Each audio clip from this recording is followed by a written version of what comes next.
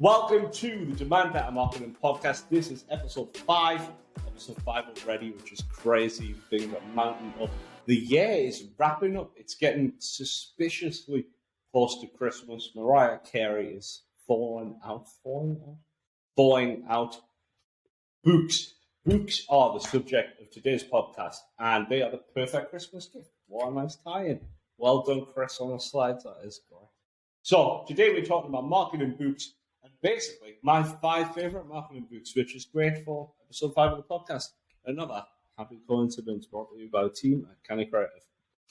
Marketing book number 1. This is probably the best book I have read in the sphere. People disagree online, but people always disagree online. Marketing book number 1, my personal favorite, is Content Machine by Dan Norris. I was gifted this book a little while ago by a business coach of mine. Actually, no, my business coach told me about this, and my wife bought this book for me. Content Machine by Dan Norris is essentially everything you know about content marketing today, but from about 10 years ago. Before content marketing was this big thing that you had to get right in your company, Dan Norris had produced this outstanding kind of book/field guide about everything you need to do with content, the ways you need to think about content. It tells his own story about how he transformed his WordPress support business from nothing to a $1 million Australian dollars annual run rate company. It's so light as well. Like most business books are heavy reads. It's, I don't know, 250 pages long. Gives examples of what he did. Gives examples of how a pool cleaning business, I remember, grew this whole thing about cleaning out swimming pools in America into a massive multi-million-pound company. It's just a really kind of absolute go-to guide, no nonsense, about simplifying the world of content marketing. I read it a few years ago. I've reread it again recently. There's so much information in there. I thought I knew everything about content marketing. That's how arrogant I am, apparently. I thought I knew the world of content marketing inside and out, but reading that book just every time just fires us up and you get another little nugget out of it. Brilliant. Check it out. Content Machine, Dan Norris.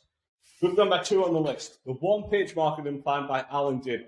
This is the second time in 5 podcast episodes that I've mentioned the One-Page Marketing Plan, which just shows you how good it actually is.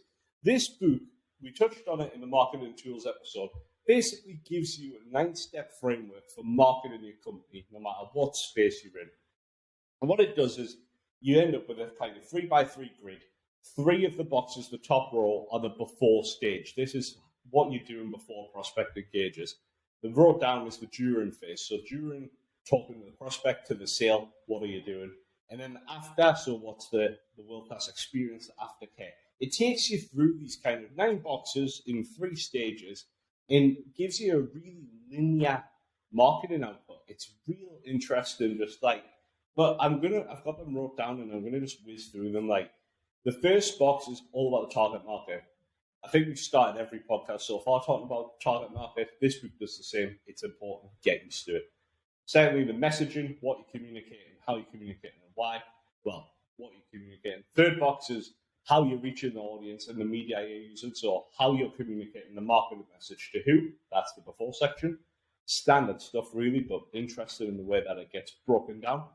In the second phase, the during phase, that's what is the lead capture system? Are we serving up downloads to the website? Are we getting form submissions? Are we getting people to scan a QR code? Lead capture, what's happening there? The lead nurture system. So once they've inquired, what happens next? Like at Canny, for example, once someone inquires, we go back to them, we show examples, we show testimonial. What are you doing to nurture that lead through the way to sale? And then 3, the sales conversion strategy. So what is it you're doing? Are you differentiating on price? Are you differentiating on, say, USPs? That's kind of the second row, the during phase. And then the after phase is how we deliver our world-class experience. What are you doing to make sure that your experience, that you're selling, the thing you're selling, is better than anyone else out there? How we increase the customer lifetime value is the next box on the third row. What do you do to, again, at Canny? I use Canny a lot as an example, but why not? That's the business for it.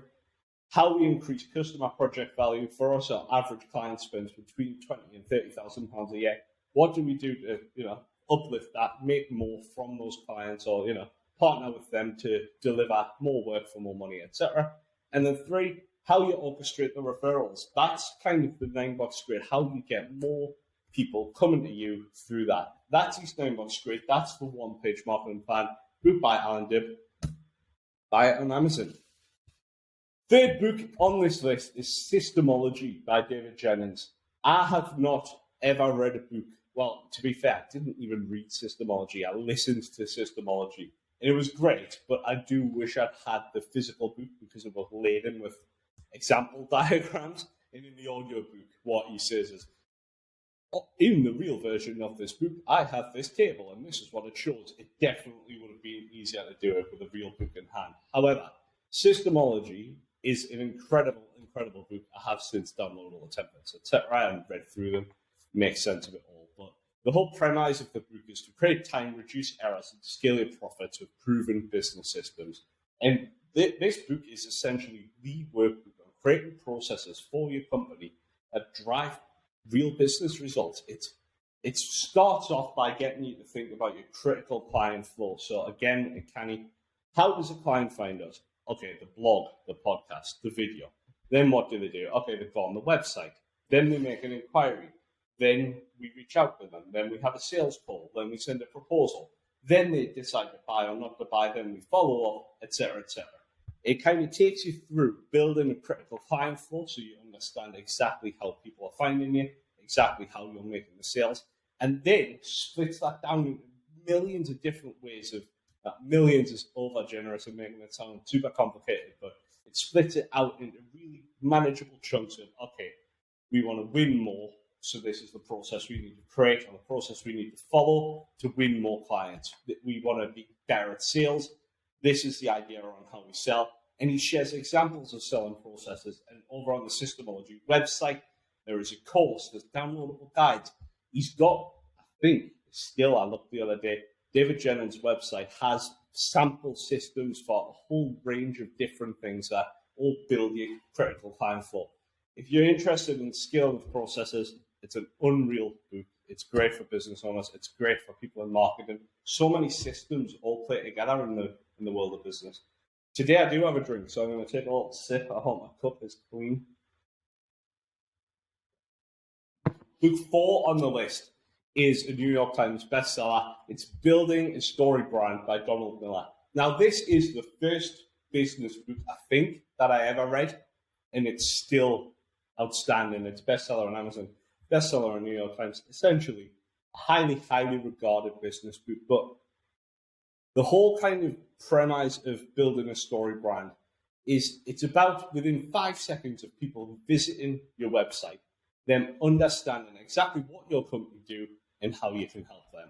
It sounds really, really simple, but it's really not. Like, you get distracted, you want to say a million different things. You can help a million different customers, but this book kind of brings everything down. It likens business and branding to the world of Hollywood.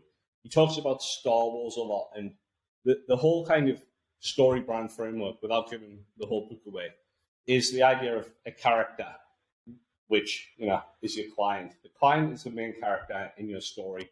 They have a problem.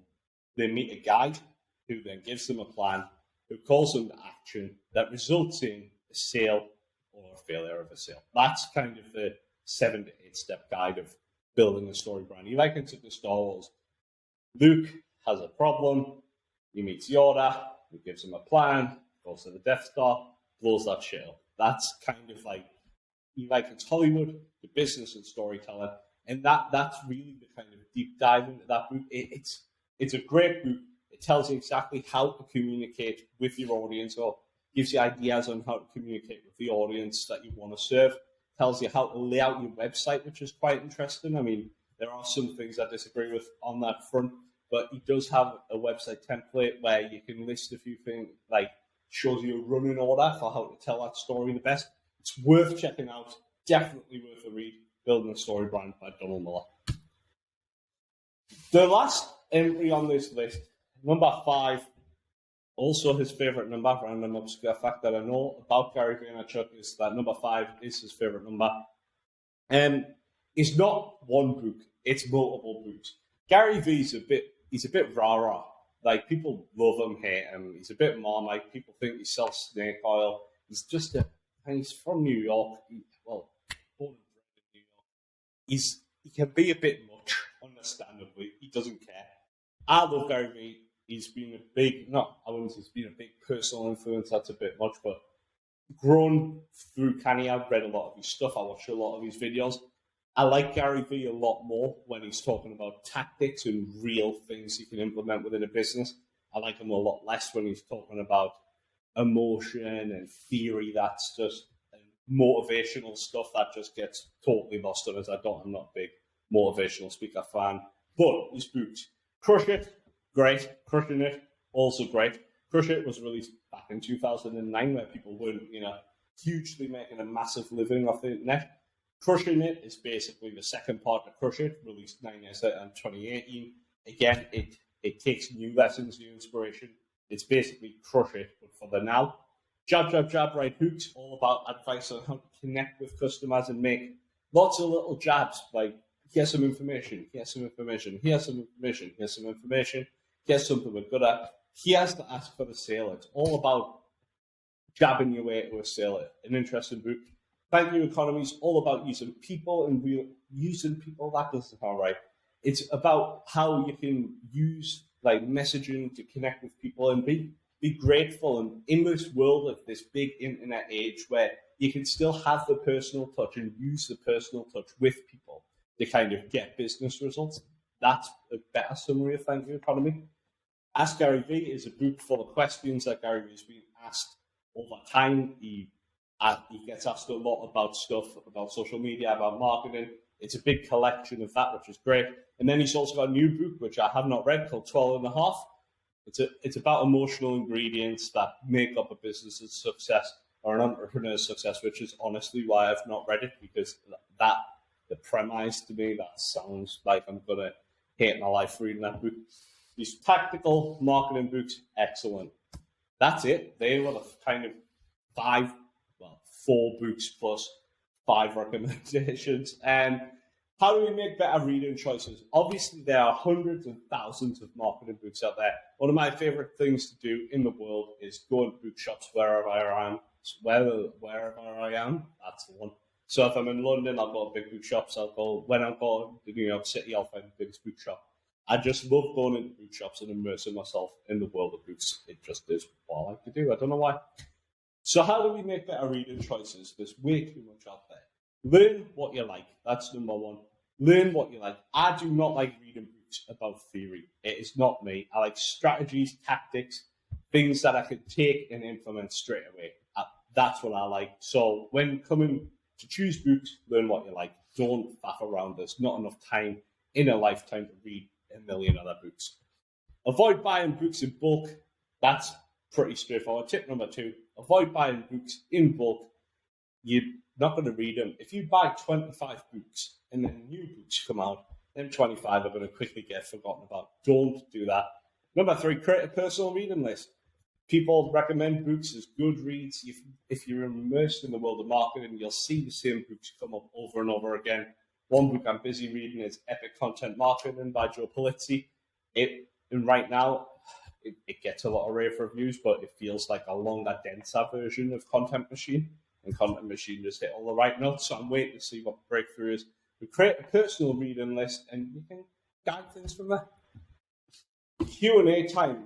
Again, I don't know if there's many people on the stream. Chris is going to give us a wave if there's any questions in the chat, but we have some pre-prepared questions. So what book would you recommend for a new marketing manager? One-page marketing plan, Content Machine, really easy. Talk about the benefits of both of them. Go back, listen again, buy the books. Probably costs you 15 quid, all in, do it. Have you ever stopped reading a marketing book before the end? Not a marketing book specifically, but last week I did give up on the book Playing to Win. Playing to Win is an excellent business strategy book. However, it was written by 2 guys that were head or CEO of Procter & Gamble. A lot of the examples in it were very product-based, very product-oriented. And honestly, there's some ideas in there that I was struggling to get to grips with. I decided this is a book that I am going to read in a few years' time when Kanye's grown. I never give up on books, but it was it was time. I did not have the motivation to read it. So Playing to Win went back on the bookshelf. From a fiction perspective, I tried reading The Secret Barrister, and holy shit, I also tried the audiobook. Could not wrap my head around all of the legal terms. It's meant to be an easy to understand version. Jesus Christ, I would not like to see the hard to understand version. So that book went back. I actually refunded my Amazon Audible token on that book, which I didn't know you could do until then. And what is the best digital marketing book? That's going to depend on what area of digital marketing you want to be in. People recommend Seth Godin all the time. I am yet to read a Seth Godin book. I used to read his blog back in the day. I've never delved into the world of Seth Godin. I will, and I keep promising myself I will eventually. Epic Content Marketing that I just mentioned by Joe Polizzi. That comes up all of the time. So Epic Content Marketing by Joe Polizzi. It's a massively popular online marketing, digital marketing, content marketing book. That's worth checking out, but I can't give my wholehearted recommendation to it because such a soft spot for Content Machine, and I'm not finished it yet. Sign off. It's time to sign off. This episode of the podcast is probably shorter than usual, but also I've been talking about books, which I love, so I've probably just lost track of time. Remember, you can like, comment, subscribe below if you're on YouTube. In all of our places, Spotify, Apple, iTunes, wherever you get your podcasts from, remember to subscribe, leave us a review, leave us a comment, and remember, don't settle for less, demand better marketing. We'll see you next week.